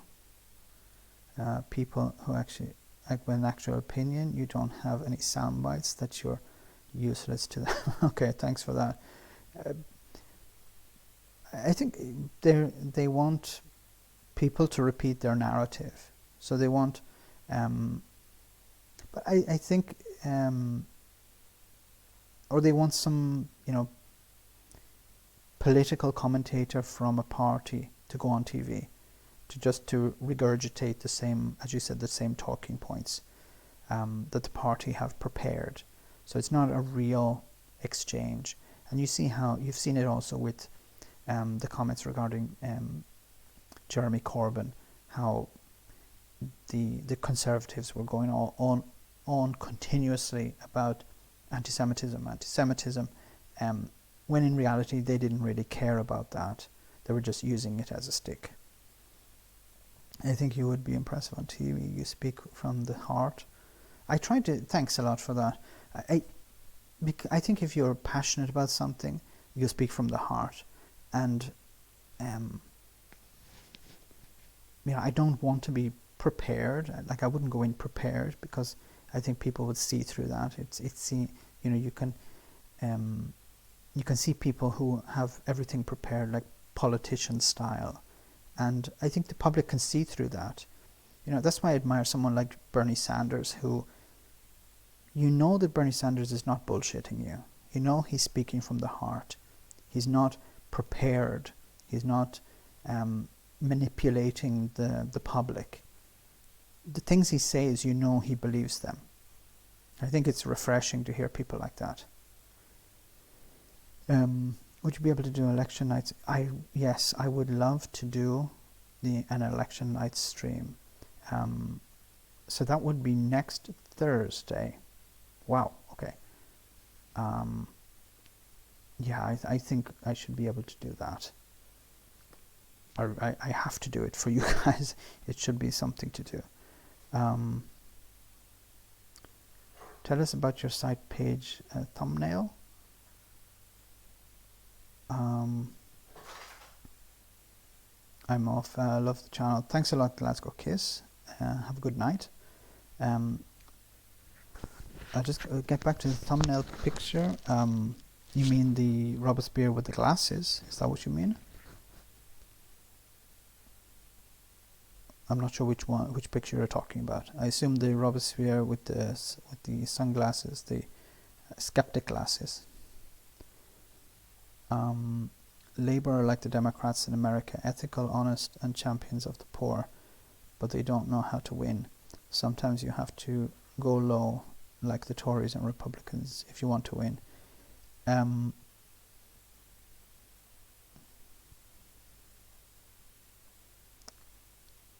Now, just a moment. I disagree with the comparison between the Democrats and the Labour Party, because the Democrats are if you're talking about the new Democrats, like the Justice Democrats, then yes, I would agree with you. But they are different because the Justice Democrats are new, they're young, they're um, they're progressive, while most of the Labour are old guard, they're traditional left wing. So they're not. I think you're, in a way, I understand the comparison you're making, but I think they are quite different, and sometimes you have to go low. I think to win, sometimes you have to go low. Maybe not to go low, but to be aggressive. And I think aggression is different from going low. Going low is being dirty. But I think if you're aggressive, and in a passionate way, if you're really, really care about what you're saying and doing, then I think the public see that, and they may see through the crap. That's me being optimistic, though. The Paris one. So I was looking for a picture of France from the 1700s, and I couldn't really find anything. So I put in Paris 1700s. I couldn't find something nice, and then I said, look, I'll just go with the modern Paris, because of Robespierre. But I know they're not connected in the timeline. But I like that picture of the city with the Eiffel Tower in the distance, so I went with that picture. I find it hard to believe that why the Tories have behaved in outrageously roguish way, the lies, the electoral fraud, the fake Twitter accounts. I'm completely stupefied. They did it because they knew they'd get away with it. That's why they did it. It's easy to do bad things and then after apologize for it, or after attempt to fix it. But they knew that first do the damage, and then they can clean up the mess after. It's a typical action of the Tories. The Tories have been doing it for years. Throw the stone and hide the hand, and then explain, okay, yes, I threw the stone. It's not going to change, but I think the best approach is to warn people about it, teach them about it, and I think Jeremy Corbyn did attempt to preempt it by saying, look, they're going to throw everything, including the kitchen sink, at me, so be prepared. Put a mummy on you and say, can I put a mummy on you and say, have you seen the time? Yes, it's very late here, so I'm going to have to close this call soon. This live stream. Do you keep up with the situation in Syria? If yes, what's your take on the Kurds teaming up with Assad? This was disgraceful. So this is Max. This was disgraceful because you had people who had been fighting with the United States for decades. The Kurds have always been on the front line, putting their lives on the line to defend, Syria, to defend their people, to defend the Americans even. And then in a day they were abandoned. This was completely disgusting. And they were forced to go, okay, we're going to sign up with our enemy, Assad, in order to stay alive. I really feel sorry for them, but I don't mean this in a condescending way. It means my heart goes out to them because they are a proud people, who have, sacrificed so much just to be free from Turkey, or to have their own country, Kurdistan, to build something for themselves, and they're continually tricked or abused or abandoned or forced into positions where they have to make coalitions with their enemies in order to survive. I really hope there's some better future for them. I haven't been following the situation as closely as I'd like, but I really hope that the Russians are better, treat them better than the United States has done, because we have to rely on Russia. That's how deep we've fallen, that we have to rely on Russia to come to the aid of the Kurds. Did you hear Diane Abbott's son got arrested for attacking a police officer? No, I heard something about I thought it was Diane Abbott herself, but okay, her son. But I think this is another political tool used against a politician. It's a tool used against a politician. The idea, oh, your son did this, so that means that you did this. A type of guilt by association.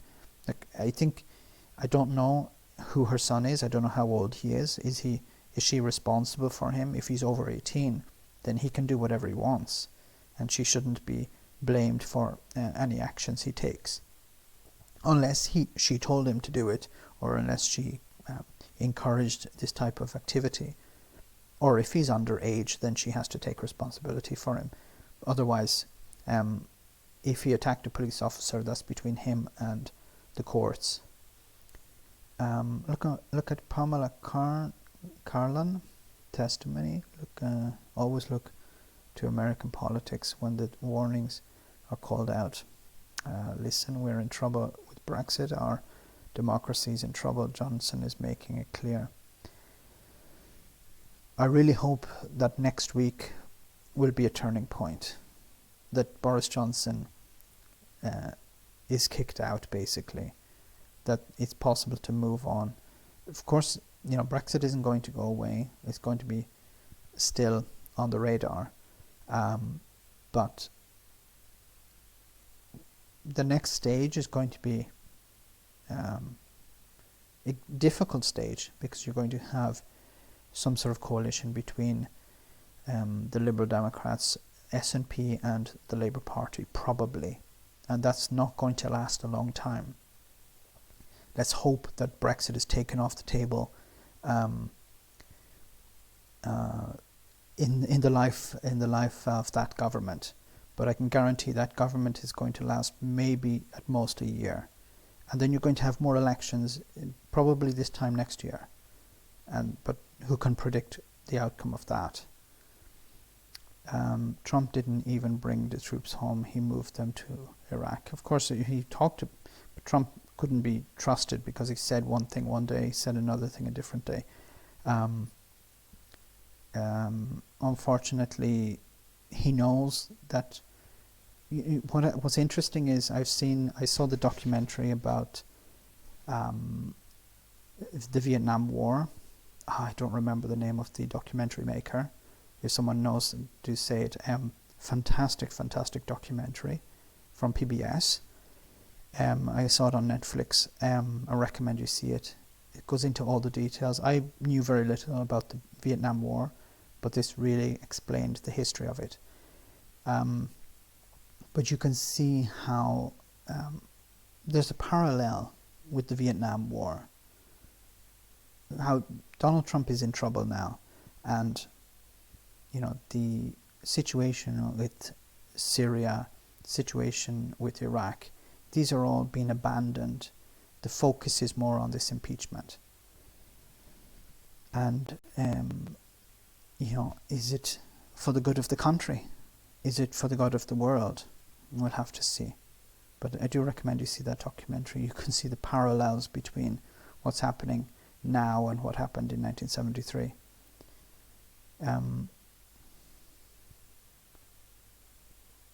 Bravo, excellent first live stream.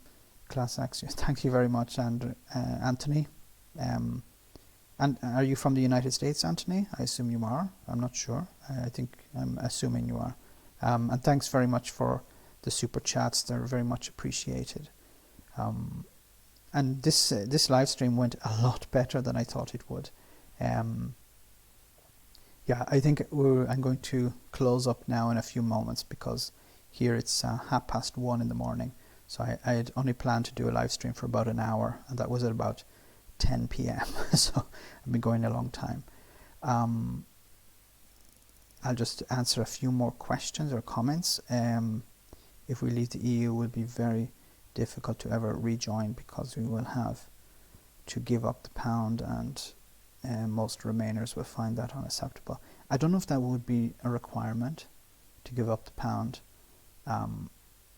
It could be. The European Union could say, look, you have to meet these requirements. I don't think it would be requirements because there are other countries in the EU that don't have the euro. But I don't think the European Union would be excessive with allowing the UK to re-enter. The problem would be the time. You know, it takes years to enter.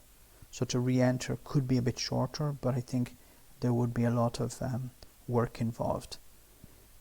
Also because the UK would have diverted from European standards. So, you know, to return to that could take 5, 6 years, 10 years, I don't know. It's never been done, so it's difficult to predict. We only really have to go on entry for the first time to go by. Love the channel. Thanks. Good night. Thanks a lot, John. Thanks for the comments. I haven't seen it, but it's my favorite documentary. Ken Burns. Thank you very much, Sean. Ken Burns, an amazing documentary maker. I love the music as well. So the documentary starts and finishes with some music from the time. The very best deal is the one we already have, of course. It's actually quite superb. And I've made analogies, you know, in the past in different videos. You know, to be part of a club, you pay a price, but you get something in return. You can never be outside the club and have a better position. You know, you can never be better than a member. Otherwise, what's the point in being a member? So, you know, there's still a chance that Brexit can be stopped, that this thing can be rolled back. But the next week is going to be critical, and the government that comes out of the week, you know, the end of December, is going to be crucial to whether Brexit takes place or not. Okay, so I'm going to have to stop there. So it's been a great evening with all of you. I think if I end the stream here, I'm going to end the stream in a moment. I'll leave it on the chat on just for a minute or two, and then I'm going to shut up. So the next live stream I do, I'll put it up on the channel community. So hopefully you'll see it there.